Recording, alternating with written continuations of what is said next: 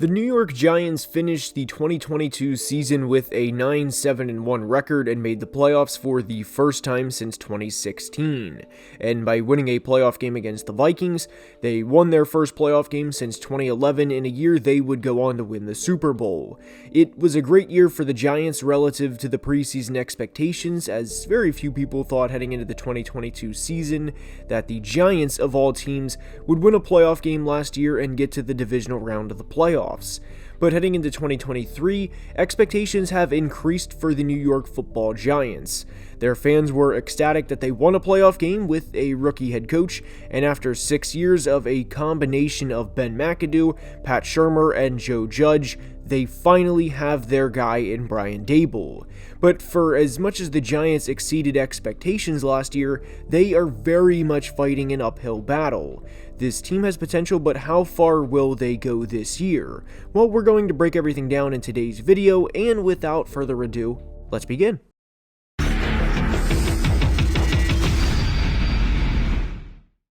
And we are starting today's video by discussing what the Giants must do if they are going to be successful this year, and what must happen in order for them to get back to the playoffs. And that is to start out 2-0 with wins over the Cowboys at home and against the Cardinals on the road.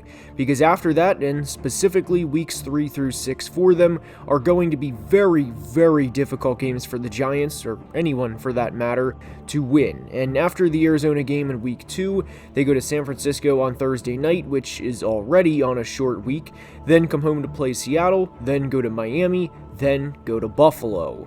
And all 4 of these teams made the playoffs last year, and all 4 of them expect to go back this year. And with 3 of those games being on the road in San Fran, Miami, and Buffalo, it would not surprise me if the Giants lost all 3 of those games, because on paper at least, all of those teams are more talented than the Giants. And this is where Brian Daboll and the coaching staff are going to have to be on their A-game, because if they're not, they can get outscored in a hurry and be left in a situation where they are fighting an uphill battle. And the reason they need to start out 2-0 is if they don't, then there's a chance they go 2-4 or 1-5 through the first 6 games of the season. And yes, the schedule does get a little easier for them after that brutal stretch from weeks 3 through 6, but you do not want to be in a position where you have to win 9 of your last 11 games just to get to the postseason. It's an enormous amount of pressure on everybody, and that makes weeks 1 and 2 mean that much more. And we did 3 of the 4 team previews from the NFC East before we knew the Saquon Barkley contract situation for the 2023 season. So now we know Saquon will play as a Giant this year, but the question that's going to be asked for Saquon every year for really the remainder of his career, given he plays the running back position and the natural beating his body takes playing the running back position, is will he be able to stay healthy for a full 17 games? And if he doesn't, how much will the Giants be impacted if he misses time? And the short answer is a lot. And while I'm never an advocate for signing a running back to a big $40 or $50 million deal, the Giants need Saquon in order to be at their best offensively, and if he missed 4 or 5 games and they need Daniel Jones to throw for 300 yards and to really put the team on his back, well, I think we're in a situation similar to last year where Daniel doesn't necessarily have the firepower on offense to get the job done and to be able to beat other premier teams. And yes, they brought in tight end Darren Waller this offseason, which is a gamble in itself, as Waller has played 20 games in each of the past 2 years, or 20 total games, that is.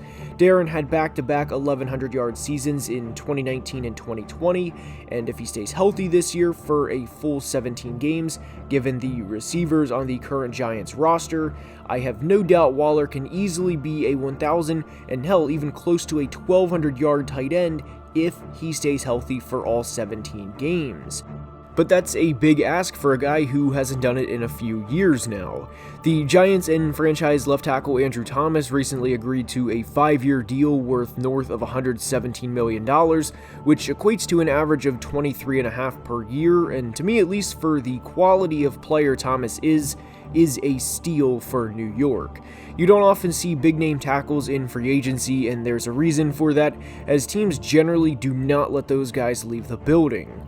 Yes, there's exceptions, but with the left tackle position, like with the quarterback position a lot of the time, it's really a name-your-price negotiation, and we will try and compensate you to the best of our ability.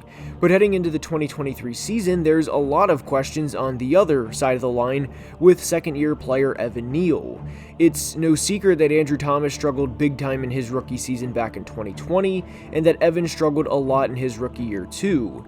And there's this belief that, because we got Andrew to succeed and to become a good player, the same thing will happen with Evan, and there's really nothing to worry about going forward because NFL coaches will do their job along with Evan doing his job in the weight room and the film room, and he'll be good to go. Could that happen? Yes, but to think this is the natural path for an offensive lineman, or at least to go back-to-back, meaning back-to-back first-round tackles struggle in a big way, and then become an all-pro is rare. And the reason I especially worry with Evan Neal heading into this year is, yes, there were flashes in his rookie season of good play, but there was overwhelmingly disappointing play. And from week 14 through the divisional round of the playoffs, which was a span of 7 games, Neal allowed 36 pressures and 3 sacks during this time frame, meaning he wasn't really improving as the year went on. And he did suffer an MCL sprain during his rookie season, which caused him to miss time, but the lack of improvement worries me, especially when you're in a division with Hassan Reddick, who took Neal to school last year, DeMarcus Lawrence or Micah Parsons, take your choosing of the two, and Montez Sweat and Chase Young from the Commanders. In order to succeed in this division, this applies to all teams, not just the Giants, you have to be good up front, and if you're not, the opposing team's pass rush from the outside, or even on the interior, will absolutely destroy your game plan. And to go back to the title of today's video of why the Giants are in a tough situation, is this is exactly what happened during the divisional round of the playoffs against Philly last year.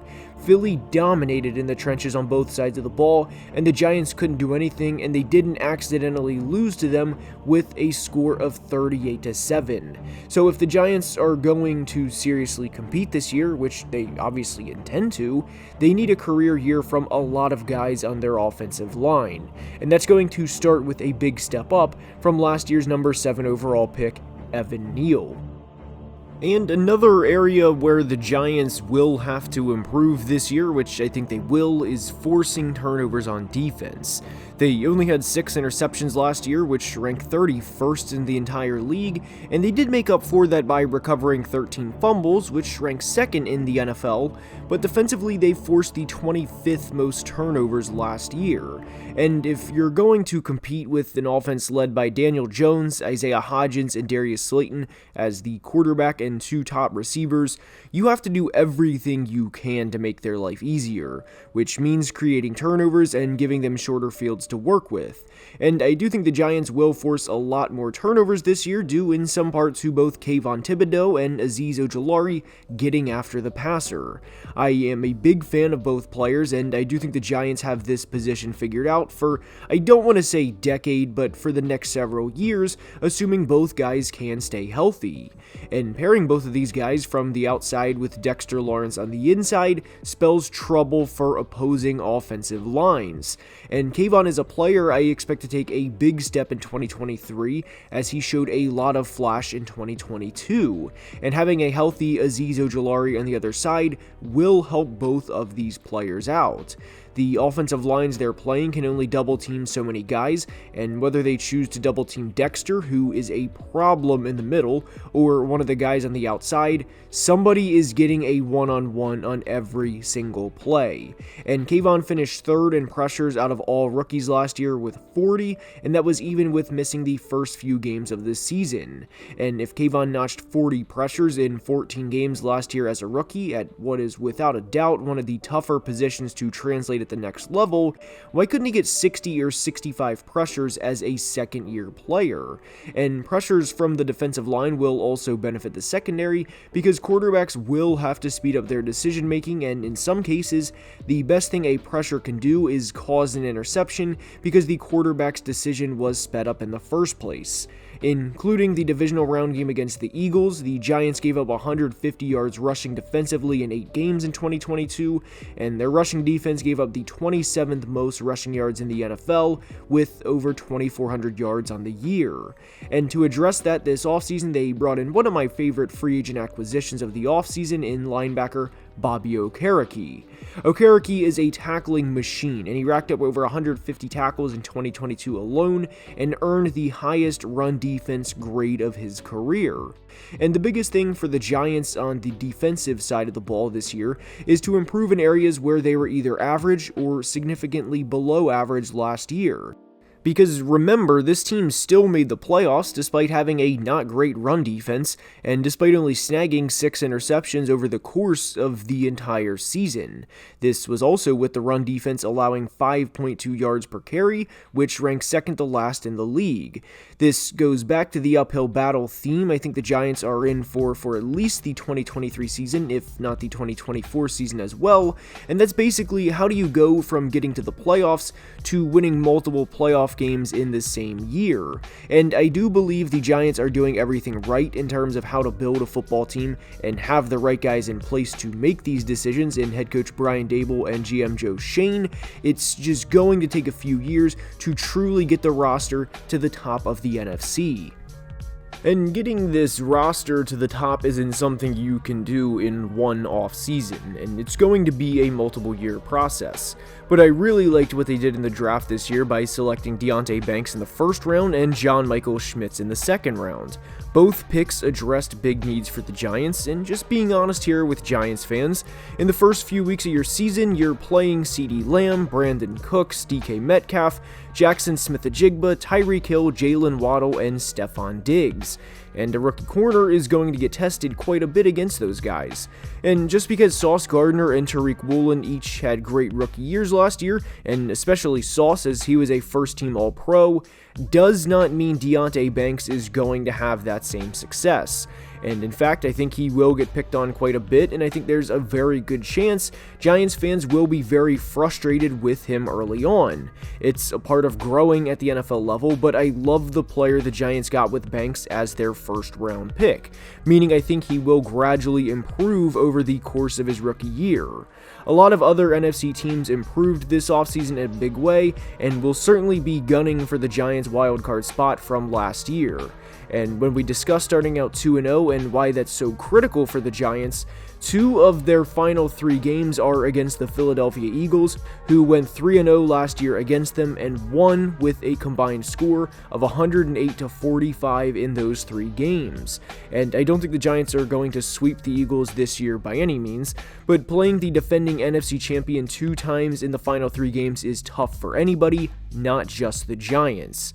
With another year in Brian Daboll's system, I do expect Daniel Jones to make some more strides this year, and remember, because of how much of a dual threat DJ is, he's probably never going to be a 35 passing touchdown player, but if he has a healthy Saquon Barkley and Darren Waller alongside him for 17 games, the Giants' offense is not going to be fun to play. Is their roster as talented as other top-tier NFC teams heading into 2023? No, it's not. But don't tell Brian Daboll that, because he will have the New York Football Giants ready to play on any given Sunday. And if you're not careful with the New York Giants, they'll beat you.